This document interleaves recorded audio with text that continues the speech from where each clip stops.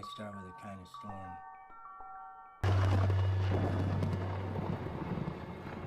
Up all night in that stupid tornado shelter. There is a storm!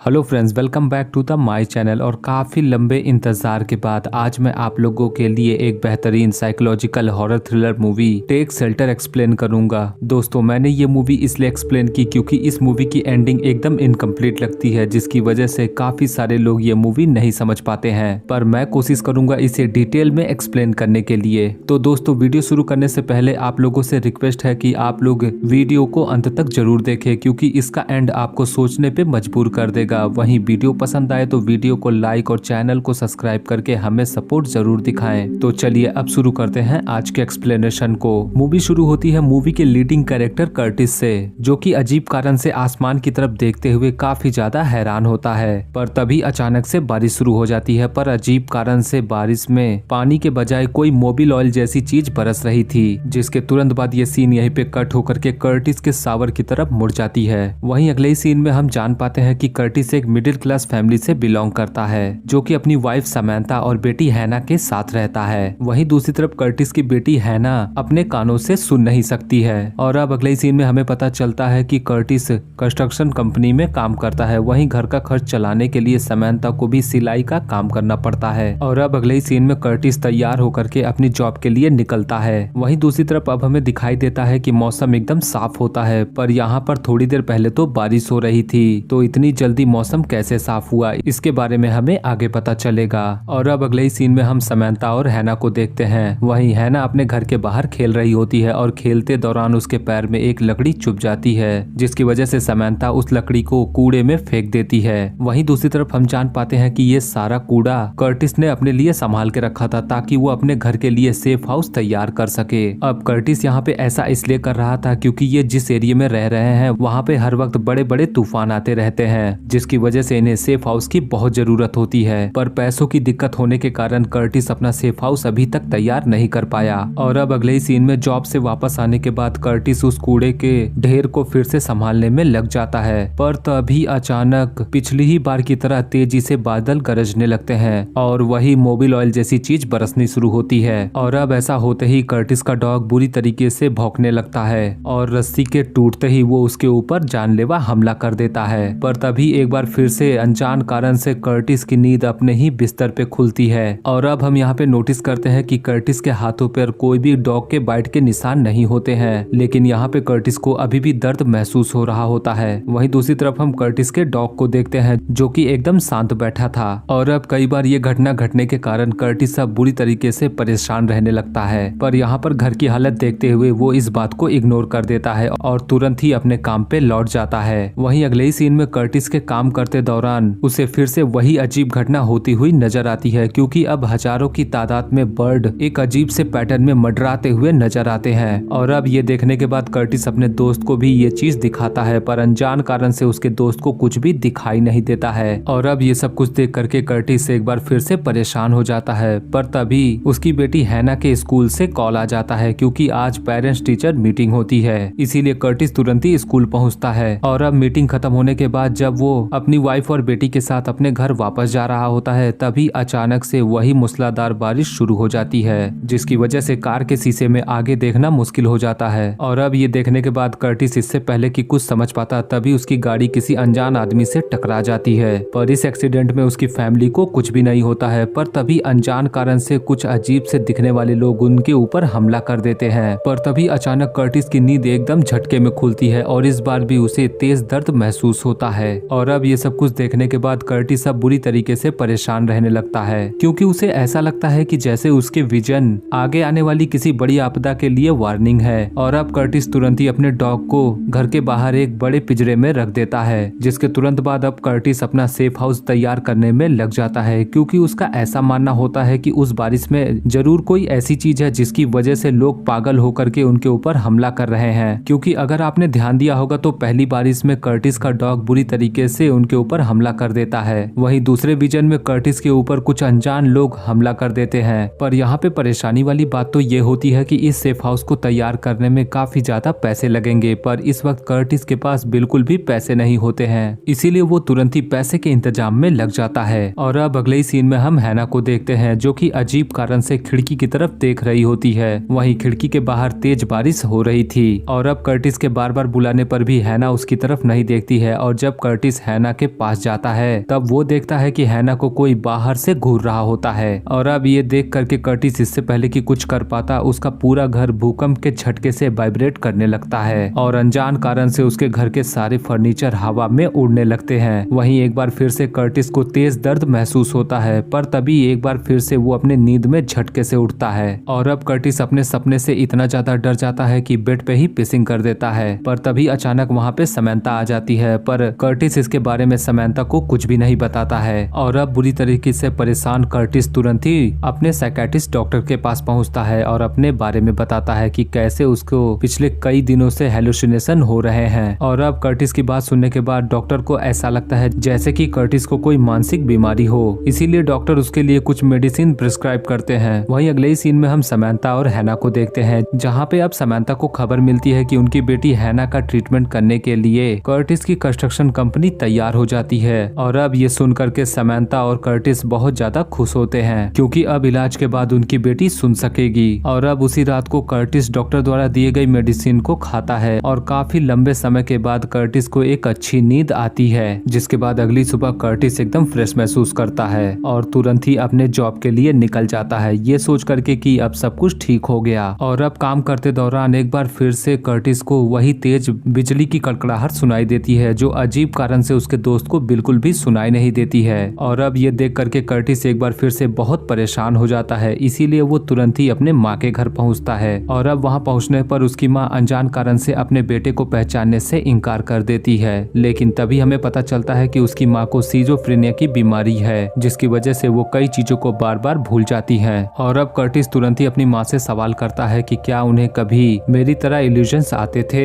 जिसके जवाब में उसकी माँ का कहना होता है कि जब वो 30 साल की हुई तभी से उनको पैनिक अटैक आने लगे और उनकी याददाश्त धीरे धीरे कमजोर पड़ने लगी। जहाँ पे अब उसकी माँ का कहना होता है कि उन्हें भी इसी तरह के इल्यूजन्स आते थे, जिसमें उन्हें ऐसा लगता था कि जैसे उन्हें कोई घूर रहा है। और अब ये सुनकर के कर्टिस और ज्यादा परेशान हो जाता है क्योंकि उसकी परेशानी का कोई भी समाधान नहीं निकल रहा था। जिसके बाद कर्टिस वहाँ से निकल करके तुरंत ही अपने डॉक्टर के पास आता है और अब डॉक्टर उसकी हालत देखने के बाद उसे एक नया साइकियाट्रिस्ट अपॉइंट करने के लिए बोलते हैं। पर यहाँ पर कर्टिस पहले ही पैसों की दिक्कत की वजह से परेशान होता है, इसीलिए वो एक लोकल साइकियाट्रिस्ट से मिलता है, जहाँ पर वो उसकी हालत देखने के बाद बताती है कि उसे सिजोफ्रेनिया की बीमारी नहीं है। जिसके बाद ये सीन यहीं पे कट हो जाती है। वहीं अगले ही सीन में अब कर्टिस अपने सेफ हाउस को तैयार करने में कितने पैसे लगेंगे इसका हिसाब लगाने लगता है, पर उसमें लगने वाले पैसे उसके औकात से बहुत ज्यादा होते हैं। और अब कर्टिस समंथा को बिना बताए घर को गिरवी रख करके एक लोन उठाता है। वहीं अगले ही सीन में हम कर्टिस को देखते हैं जो कि अपनी फैमिली के साथ एक बार फिर से कहीं जा रहा होता है, पर तभी अचानक कर्टिस को फिर से वही बिजली कड़कते हुए नजर आती है, जिसे देखने के बाद कर्टिस को ऐसा लगता है कि जैसे उसको कोई वार्निंग दे रहा हो। और अब ये देखने के बाद कर्टिस अपने सेफ हाउस को तैयार करने के लिए अगले दिन अपने कंस्ट्रक्शन साइट की कुछ मशीनें यहाँ पे ला करके सेफ हाउस तैयार करने लगता है, जिसमें उसका दोस्त भी ना चाहते हुए भी उसका साथ देता है। अब ये सब कुछ चल ही रहा था कि तभी समंथा वहाँ पे आ जाती है और ये सब कुछ देख करके वो कर्टिस के ऊपर गुस्सा होने लगती है, क्योंकि पहले ही इनकी पैसों की वजह से घर की हालत खराब होती है, जिसकी वजह से अब समंथा और कर्टिस में झगड़ा हो जाता है। और अब उसी रात जब कर्टिस नींद में सो रहा होता है तब एक बार फिर से उसे वही विजन आता है, जिसकी वजह से कर्टिस एक बार फिर से तेज दर्द में झटके में उठता है। और पहली बार समंथा उसका ये दर्द देख करके अब हैरान हो जाती है, क्योंकि इस बार का विजन काफी ज्यादा खतरनाक होता है और उसके दर्द की वजह से कर्टिस अपने मुंह से खून उगलने लगता है, जिसे देख करके समंथा तुरंत ही एम्बुलेंस को कॉल करती है। पर यहाँ पे कर्टिस एम्बुलेंस को आने से मना कर देता है क्योंकि उनके पास इतने पैसे नहीं होते हैं। और अब थोड़ी देर रिलैक्स करने के बाद फाइनली कर्टिस समंथा को अपने विजन के बारे में बताता है। और अब उसकी बातें सुनने के बाद समंथा को उसके ऊपर विश्वास नहीं होता है और यहाँ पे समंथा कर्टिस को बोलती है कि वो किसी अच्छे डॉक्टर से उसका इलाज कराएगी। लेकिन यहाँ पे कर्टिस अपनी ही जिद पे अड़ा होता है, क्योंकि उसका ऐसा कहना होता है कि वो विजन नहीं है बल्कि आगे आने वाली किसी बहुत बड़े खतरे की वार्निंग है और अब अगले दिन सुबह कर्टिस अपने काम पे चला जाता है और काम से वापस आने के बाद वो फिर से अपना सेफ हाउस तैयार करने लगता है। तभी वहाँ पर हम कर्टिस के भाई को आते हुए देखते हैं, जो कि वहाँ पर आकर के कर्टिस को समझाने की कोशिश करता है, पर यहाँ पे कर्टिस अपने भाई की एक भी बात नहीं मानता है और अपना सेफ हाउस तैयार करने में लगा रहता है। जिसके बाद ये सीन यहीं पे कट होकर के समंथा की तरफ मुड़ जाती है और अब कर्टिस जैसे ही घर के अंदर आता है तब वो देखता है कि समंथा बुरी तरीके से बारिश में भीगी हुई अजीब तरीके से उसके सामने खड़ी होती है और ये देख करके कर्टिस अब बुरी तरीके से डर जाता है, पर ये भी उसका एक विजन होता है। वहीं अगले ही सीन में हम कंस्ट्रक्शन कंपनी के ओनर को देखते हैं, जिसे पता चल चुका था कि कर्टिस बिना बताए उनकी मशीनों को यूज कर रहा है, इसीलिए वो वहाँ पे आकर के कर्टिस को तुरंत ही जॉब से निकाल देता है। और अब ये जानने के बाद कर्टिस और समंथा बुरी तरीके से परेशान हो जाते हैं, क्योंकि उनके ऊपर पहले ही लोन का भार होता है। वहीं उनकी जॉब भी अब जा चुकी है। वहीं दूसरी तरफ समंथा को ये भी पता चल जाता है कि कर्टिस ने उसे बिना बताए घर को गिरवी रख करके लोन लिया है और ये जानने के बाद समंथा गुस्से में कर्टिस को थप्पड़ मार करके अपनी बेटी को लेके कहीं पे चली जाती है। और अब कर्टिस बुरी तरीके से परेशान हो जाता है, क्योंकि अब वो एकदम अकेला हो चुका था, पर उसके ऊपर जैसे कोई जुनून सवार हो चुका था उस शेल्टर को बनाने का, इसीलिए वो तुरंत ही अपना सेफ हाउस तैयार करने में लग जाता है। वहीं दूसरी तरफ दिन पे दिन कर्टिस की हालत अब और ज्यादा खराब होने लगती है। ये देख करके समंथा अब उसके पास वापस आ जाती है, क्योंकि वो अपने हस्बैंड को इस तरीके से अकेला नहीं छोड़ सकती। और अब कर्टिस के जॉब चली जाने की वजह से घर का पूरा भार अब समंथा के ऊपर आ जाता है, पर वो किसी तरीके से अपने घर को संभाल लेती है। जिसके बाद अब अगले ही सीन में हम कर्टिस, समंथा और हैना को देखते हैं, जो कि रेस्टोरेंट में बैठे होते हैं। वहीं दूसरी तरफ अब पूरी कॉलोनी में कर्टिस के विजन की अफवाह अब फैल चुकी थी, जिसकी वजह से सभी लोग उसे पागल समझते थे। और ये जानने के बाद रेस्टोरेंट में बैठे लोग कर्टिस का मजाक बनाने लगते हैं, जिसकी वजह से कर्टिस की उसके दोस्त के साथ ही लड़ाई हो जाती है। और अब ये देखने के बाद कर्टिस अब अपना आपा खो बैठता है और पूरे रेस्टोरेंट के सामने ही वो चिल्लाना शुरू करता है कि आज वो उसके ऊपर हंस रहे हैं, पर बहुत ही जल्द वो बारिश आने वाली है जो सभी को एक ज़ॉम्बी में बदल देगी और वो एक दूसरे के ऊपर हमला करने लगेंगे। और अब उसका ये रूप देख करके कर्टिस की बेटी हैना बुरी तरीके से डर जाती है और ये देख करके कर्टिस भी वहीं पे रोने लगता है। और ये देखने के बाद समंथा उसे शांत करती है। जिसके बाद ये सीन यहीं पे कट होकर के अगली सुबह की तरफ मुड़ जाती है, जहाँ पे कर्टिस अपनी बेटी हैना के साथ होता है और वो अपनी गाड़ी सही कर रहा था, पर तभी अचानक उसके पिछले विजन की तरह इस बार भी हजारों की मात्रा में बर्ड्स अजीब पैटर्न में मंडराते हुए नजर आते हैं और देखते ही देखते सारे बर्ड्स उसके ऊपर हमला करने लगते हैं। अब ये देख करके वो तुरंत ही हैना को लेकर के शेल्टर की तरफ भागता है, पर थोड़ी ही देर बाद वो सारे बर्ड्स बुरी तरीके से मर करके आसमान से नीचे गिरने लगते हैं। पर तभी अचानक कर्टिस की नींद झटके में खुलती है और अब कर्टिस को कॉलोनी के बाहर तेज सायरन सुनाई देता है, जहाँ पे समंथा उसे बताती है कि बाहर कोई तेज तूफान आया हुआ है। और ये सुनने के बाद कर्टिस को लगता है कि शायद ये ही वो तूफान है, इसीलिए वो तुरंत ही सभी को लेकर के अपने सेफ हाउस की तरफ निकल जाता है और अपनी फैमिली के साथ ही कई दिनों तक सेफ हाउस में रहता है। और कई दिनों के बाद अब समंथा बाहर जाने को बोलती है, पर कर्टिस इसके लिए तैयार नहीं होता है। और दूसरी तरफ वो अपना ऑक्सीजन मास्क भी नहीं निकालता है, क्योंकि उसका ऐसा मानना होता है कि शायद उस बारिश की वजह से हवा में भी वायरस फैल गया होगा। पर समंथा के बहुत रिक्वेस्ट करने के बाद फाइनली वो अपना मास्क निकालता है, जहाँ पे कर्टिस नोटिस करता है कि हवा में कोई भी दिक्कत नहीं है, लेकिन वो शेल्टर के दरवाजे को खोलने से मना कर देता है, क्योंकि उसका ये बोलना होता है कि बाहर पानी भरा होगा और उसके दरवाजा खोलते ही सारा पानी अंदर आ जाएगा। पर समंथा उसे समझाती है, जिसके बाद अब कर्टिस हिम्मत दिखाते हुए वो दरवाजा खोलता है और बाहर आने के बाद वो देखता है कि तूफान अब खत्म हो चुका था,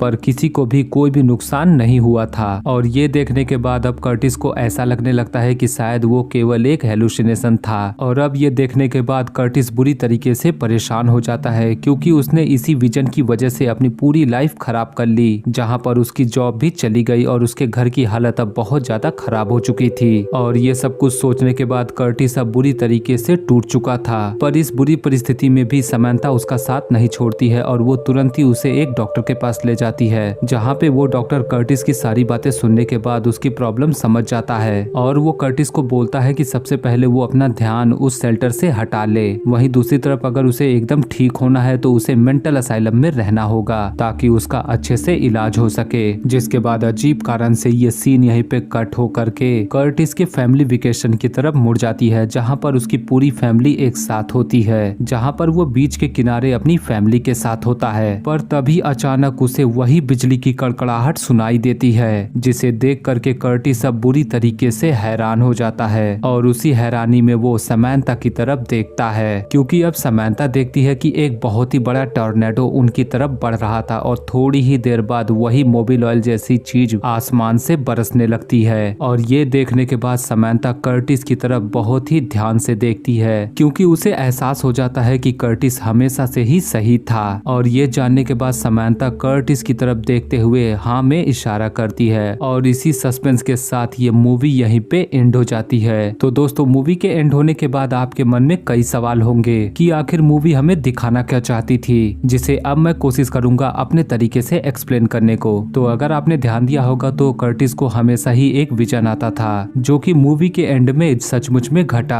पर मेरे हिसाब से ये भी कर्टिस का एक विजन था, जिसका पता हम इस बात से लगा सकते हैं कि उस टॉर्नेडो को देखने के बाद सीन कट होकर के उसी खिड़की के शीशे को दिखाता है, जैसा कि हमें कर्टिस के हर विजन के बाद दिखाया जाता था। इसीलिए हम यही मान के चलेंगे कि ये भी कर्टिस का एक विजन है। वहीं अगर हम बात करें मूवी के दूसरे पहलू की, तो अगर आपने ध्यान दिया होगा तो मूवी किसी पोस्ट एपोकलिप्टिक डिजास्टर के बारे में नहीं थी, बल्कि ये मूवी हमें ये दिखाना चाहती थी कि कैसे एक मिडिल क्लास मैन अपने घर की तंगी हालत की वजह से भी वो अपनी फैमिली को बचाने के लिए किसी भी हद तक जा सकता है, जो कि आपने पूरी मूवी में कई बार देखा होगा, जहाँ पे कई बार लड़ाई होने के बाद भी समंथा कर्टिस का साथ नहीं छोड़ती है। वहीं दूसरी तरफ घर की हालत चाहे कितनी भी खराब हो जाए, पर कर्टिस अपने फैमिली के लिए किसी भी कीमत पर वो सेफ हाउस तैयार करने में लगा रहता है। वहीं अगर हम बात करें कर्टिस के उस विजन के बारे में, तो आपने ध्यान दिया होगा जब कर्टिस अपनी माँ से मिलने जाता है तब वो बताती है कि उन्हें 30 साल की उम्र से ही पैनिक अटैक आना शुरू हो गए थे और उन्हें ऐसा लगता था जैसे उनके ऊपर कोई नजर बनाए हुए है। और ठीक ऐसा ही कुछ हमें कर्टिस के साथ भी दिखाई देता है, जिसका पता हम उस सीन से लगा सकते हैं जब उसकी बेटी तेज बारिश में शीशे की तरफ देख रही होती है और जब कर्टिस उसके पास आता है तब उसे कोई घूरता हुआ दिखाई देता है, जिसे देख करके हम साफ समझ सकते हैं कि कर्टिस को भी अपनी माँ की तरह हेलुसिनेशन होते हैं। और यही चीज हमें इस मूवी में दिखाई गई। तो दोस्तों, उम्मीद करता हूँ कि आपको इस मूवी से रिलेटेड सारे डाउट्स क्लियर हो गए होंगे। वीडियो अच्छी लगी हो तो वीडियो को लाइक और चैनल को सब्सक्राइब जरूर करें, क्योंकि अगली वीडियो डार्क सीजन 3 पे होगी, जिसकी वीडियो मैं बहुत ही जल्द लेके आने वाला हूँ। तो अगर आप उस वीडियो को मिस नहीं करना चाहते हैं तो हमारे चैनल को जरूर सब्सक्राइब करें। वहीं अगर आपने डार्क सीरीज पे बनी हुई मेरी पिछली वीडियो नहीं देखी है तो उसका लिंक आपको आई बटन और डिस्क्रिप्शन में मिल जाएगा,